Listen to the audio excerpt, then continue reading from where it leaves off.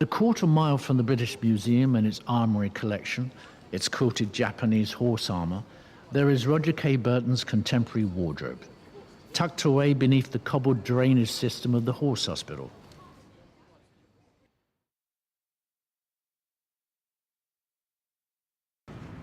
Next to your wardrobe. How much stuff is here? Approximately. Last count, there was like 15,000 garments. Here's an interesting piece. This one of my favourites in the whole collection. This was made by a tailor's apprentice sometime in the late 40s, and it was their apprentice's jobs to make a suit, a three-piece suit, out of all the scraps of material that fell on the floor from the tailor's cutting board. And they were usually 1/3 scale, so they were tiny little suits that they used to have put in the window as an advert. And it would take the apprentice, their entire 7 years to make these suits, but every single piece of material was different, every button was different. This is unique because it's a full-size suit, and I actually bought it in Portobello Road in the 70s. And like I said, it dates from the late 1940s, and it actually had been worn, which I find quite extraordinary that somebody would wear this at that time. The first thing I can ever remember purchasing was a pair of tan winkle pickers in about 1960, 61 or something. That was the first thing I bought with my own money, I think. At that time I was in love with kind of, rock and roll and pop and so on. And I think that was my big statement, this pair of tan, because everybody else wore black, and I was just like, no, it's got to be tan. Still got tan shoes on now, strangely enough. Vintage-wise, when I really, got into the whole vintage thing, as a kind of anti-hippie thing, I started to collect ties, American painted ties and abstract print ties from the 1930s, 40s, 50s. This is, for me, quite an interesting part, because sometimes people would tend to miss this out in the history, your history, or the history of fashion and style. Are the accessories. So up here, for example, the bags. Yeah. Can you give us an idea of these bags and where from, maybe? Yeah, I mean, unlike a sort of, like a vintage store, it's because we are costumiers, we have to have everything, and particularly, accessories are very, very important. Stuff like, underwear, socks, jewelry, kind of, handbags, and stuff that, stuff that you wouldn't kind of, that you'd probably throw away. We have to have, because we have to make everything look really authentic. Suits. Velvet, lots of velvet going on. Oh yes, like a bit of velvet. That's the green. The green is you asked about what's his name? Lee Bowery. Lee Bowery. That's a Lee Bowery little outfit. Oh, that's. If you turn it around, you'll see it's made out of hair grips. They're fringe. Oh, nice. Okay. I grew up on a farm up in Leicestershire, and my parents were farmers, not fantastically well-off farmers, just tenants. However, my aunt and uncle, who were also farmers, in fact they had a kind of milk round at the time. They had no kids, and they liked material things, and they had the big car, and they used to dress incredibly well. I mean, my aunt, wore leopard print coats, and I remember my uncle having this rust suit, and it was like, wow. In Great Britain at that time, mid-50s, mid to late 50s, I mean, it was just incredible. And he always wore suede shoes with his and a yellow tie. He was a really dapper guy, and they used to go to the Aero Club, and I think I was really I was really influenced by them. And interestingly, some years later, I'm talking, mid 80s, I was doing a photo shoot for a Japanese magazine, and they asked me to come up with a kind of storyline, and we actually went to Devon to shoot it on this farm, and the people in the characters I had to dress, it was like two sisters and a son and the parents and stuff, older, as it were. I dressed them just like my aunt and uncle. Okay. And it wasn't until afterwards, until I'd seen the photographs and the way photographer had treated them, like all in kind of sepia, picnic on the lawn and all that sort of stuff. So, oh my God, I've just recreated my whole family here. It was just bizarre. A very famous jacket made by Lord John, and Brian Jones had the identical jacket to this that he wore in the 60s. This fake kind of frock coat style, dandified Victorian number. We do actually have an outfit that Anita Pallenberg donated, but I can't seem to put my hands in it.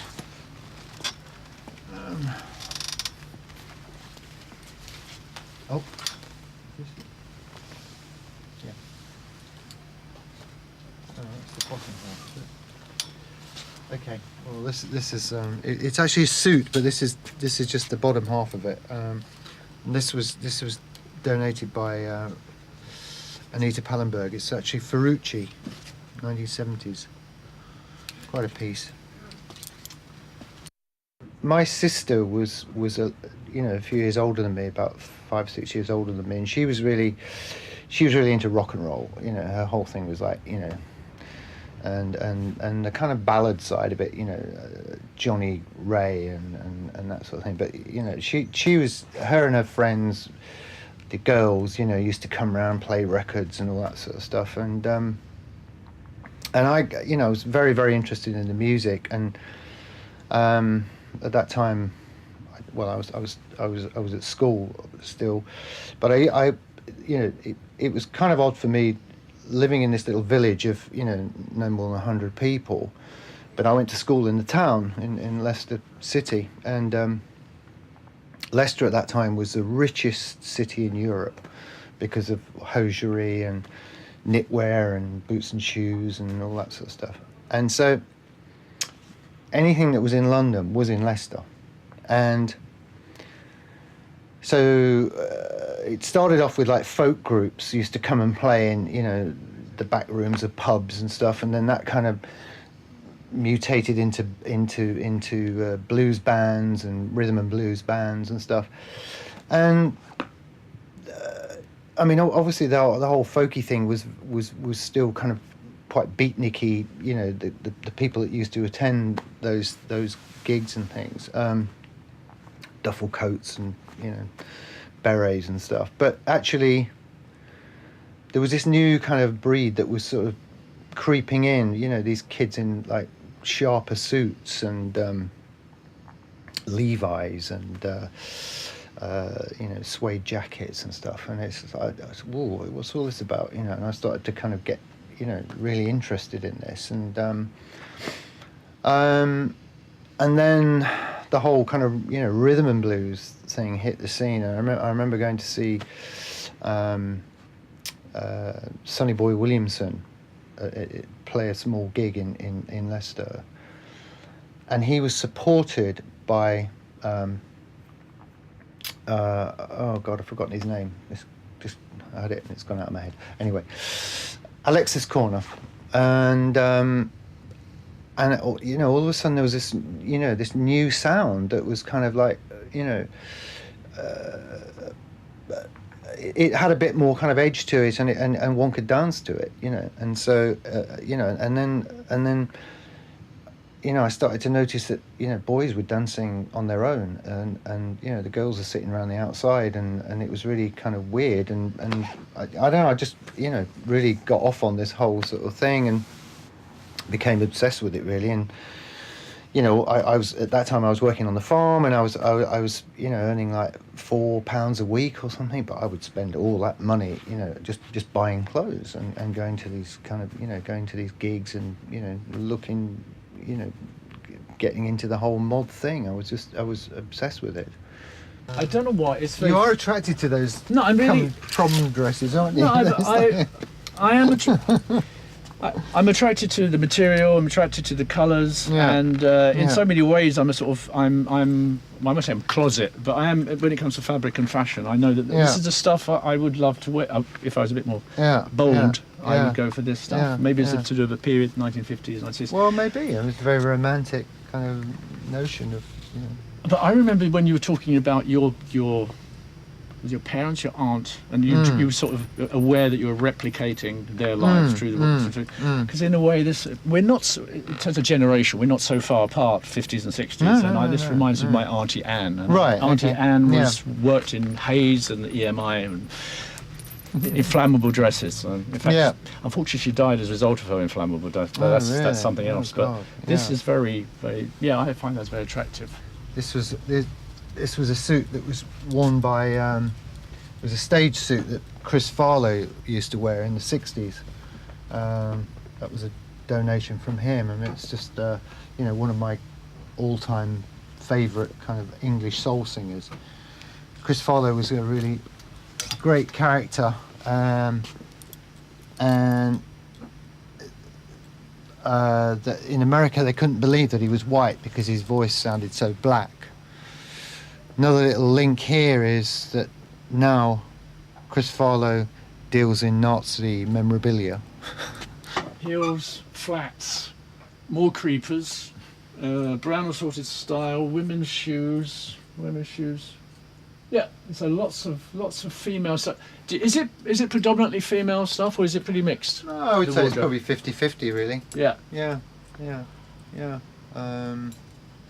It's I suppose now maybe there is more of a bias towards women,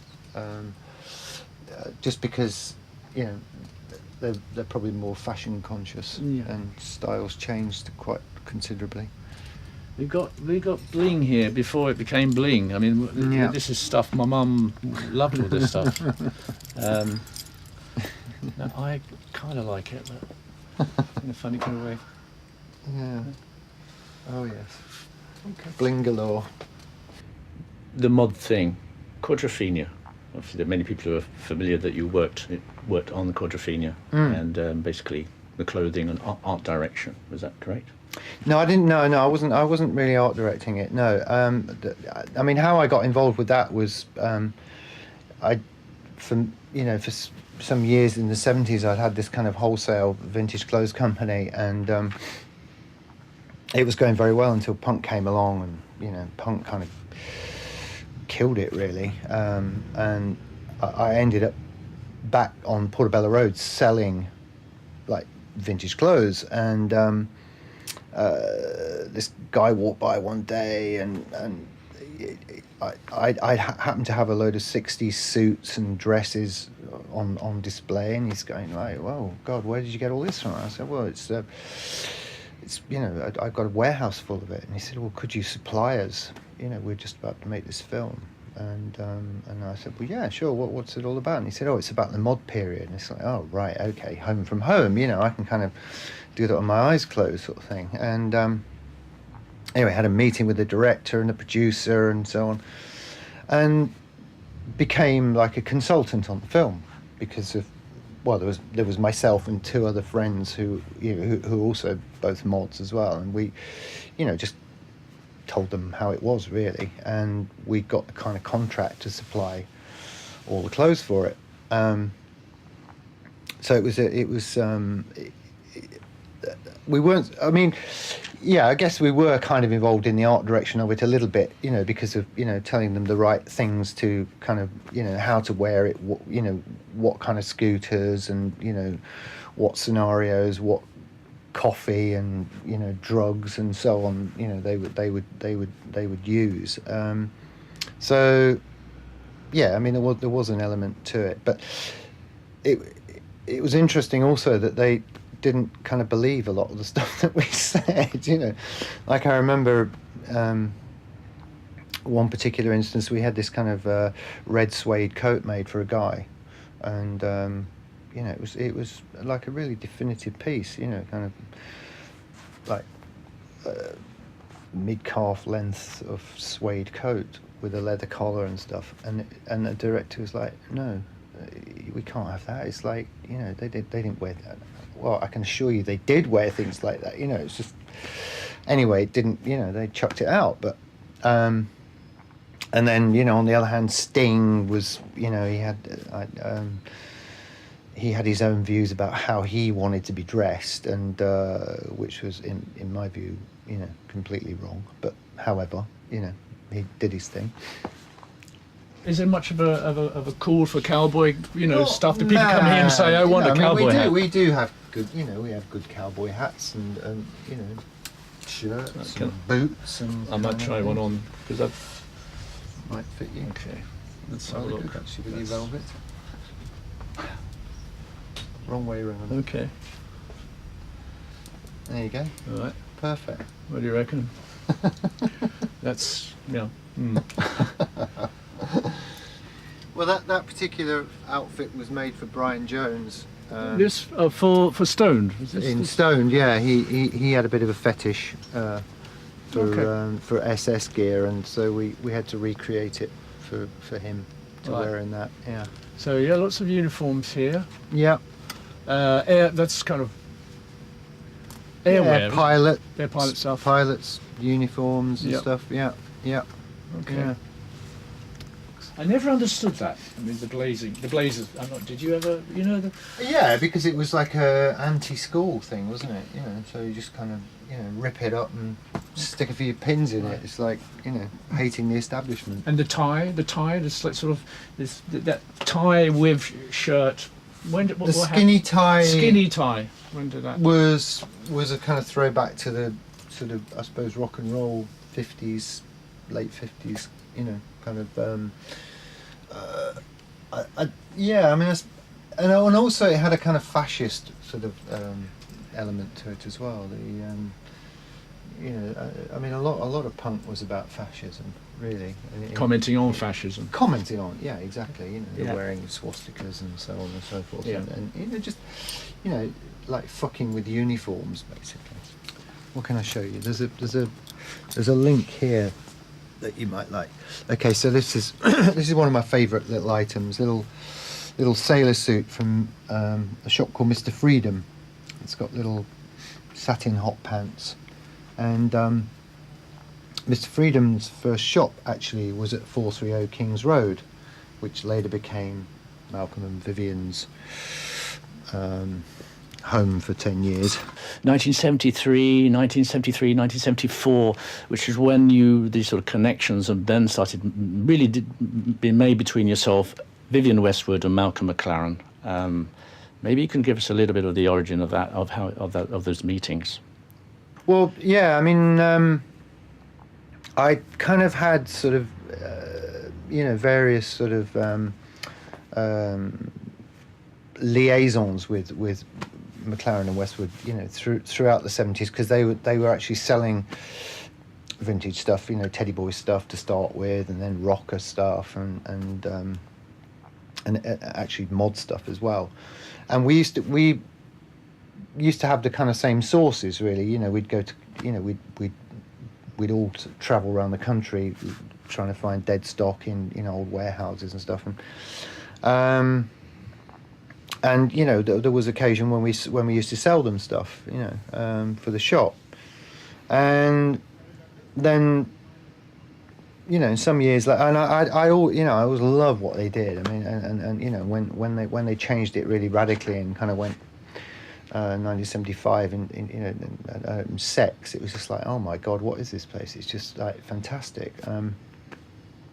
And then the whole seditionaries thing with punk, it was just yeah, it was a fantastic shop, and I used to go, you know, as often as I could, and even then I was collecting stuff. I used to buy stuff, you know, and then some years later, what would it be, 1979.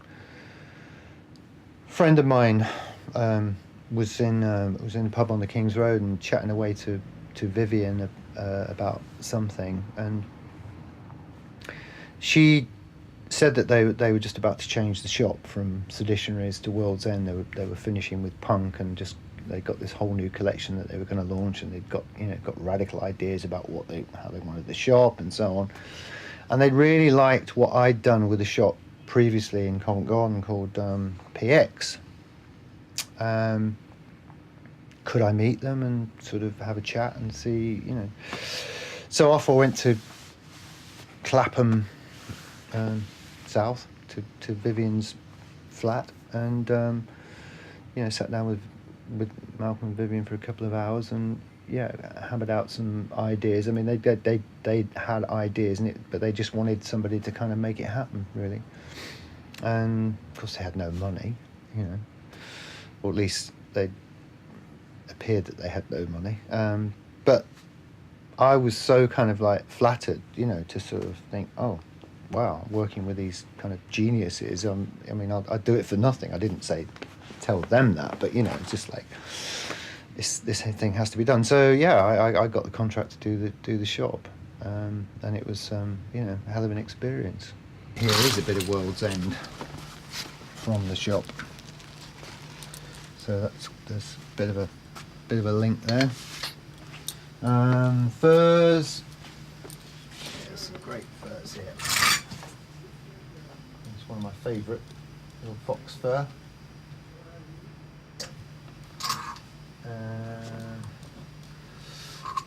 This nice little 60s one, Afghan, very fashionable. Tail end of the 60s, early 70s. I know this is something that we both share a passion for, the film performance, the Nicholas Roerich film, and that this was something that you had personal connections with members of the cast, the art director, but also the Rolling Stones. And maybe you could just give us a bit of background to that one. Yeah, Performance is one of my favourite ever films. I absolutely, think it's probably the definitive British film. You know, I don't think there's been anything better since or before. But I was fortunate enough to meet the set dresser who'd kind of done all the stuff in Notting Hill in the house, you know, and I think I met him on Absolute Beginners first of all, you know, and it was just like I was blown away, you know. It's like, oh my god, you know, it's incredible. And then the same time on Absolute Beginners,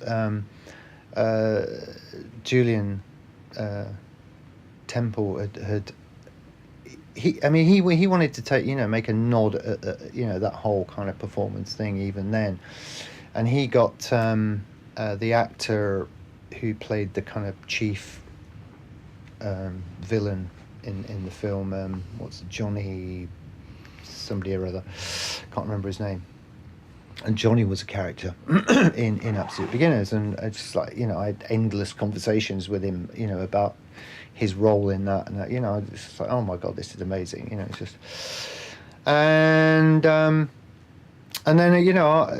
around that time I was also working with the Stones quite a lot, doing various videos and did a long form film with Mick Jagger and so on.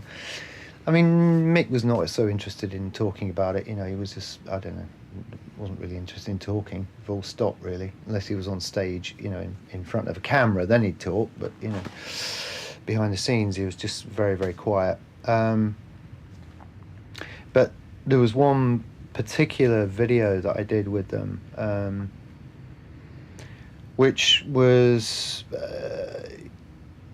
it was supposed to be, well, it was a video, it was an album, and I can't remember what the album's called, but it was the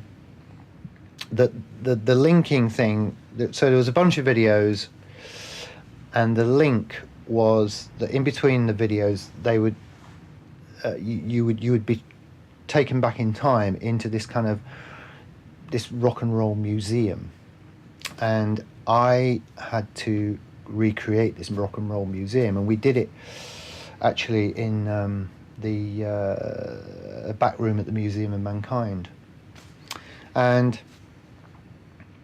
so my brief was to make it look like a museum, like an old kind of covered in dust museum, and the idea was that Bill Wyman was the curator of this museum, and he would be our guide. He would sort of take us around, he'd open up this old room, and it was all covered in dust and cobwebs and so on and so forth, and then he'd talk about the various sort of displays in the exhibition. And so I was given this task to kind of art direct it and set this whole thing up. So I got all these glass cabinets, these museum cabinets and stuff.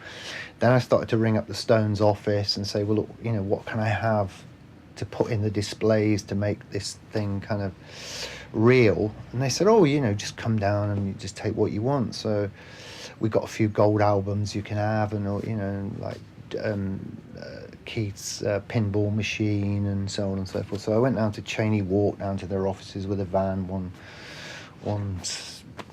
Saturday or Sunday or whatever, and I'm loading all this stuff into the back of the van, guitars and all kinds of memorabilia, pictures and so on and so forth. Drive up to the Museum of Mankind and start to get it all out and going through stuff.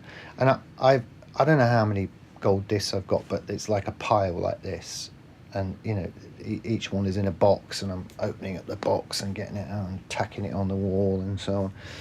And I get halfway down the pile and I open up this one box, and it's full of letters, and it's like, oh, right, okay, ain't no gold disc in here, what's all this about?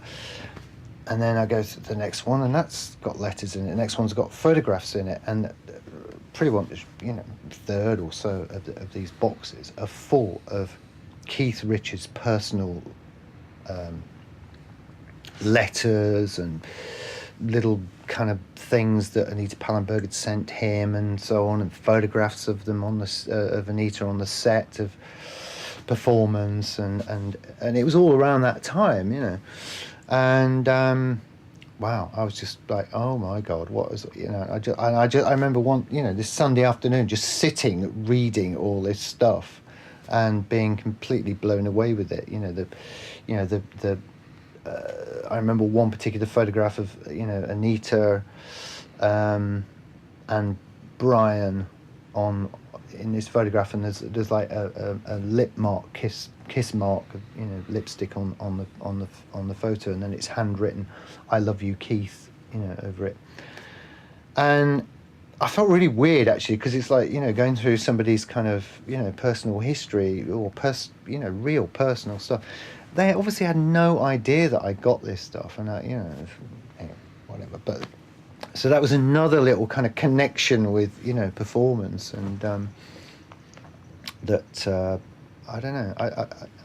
I feel very close to that film in many ways. Yeah. So, what's the point of a wardrobe? I didn't know. And perhaps now I know a little bit more. It goes beyond the Nazi regalia stitched onto an Eton blazer. It goes beyond the hand-painted obscenities and politico daubs on Suffolk tweed. It goes beyond much more. It could just be about memory trapped inside of things, inside of stuff, inside of fabric,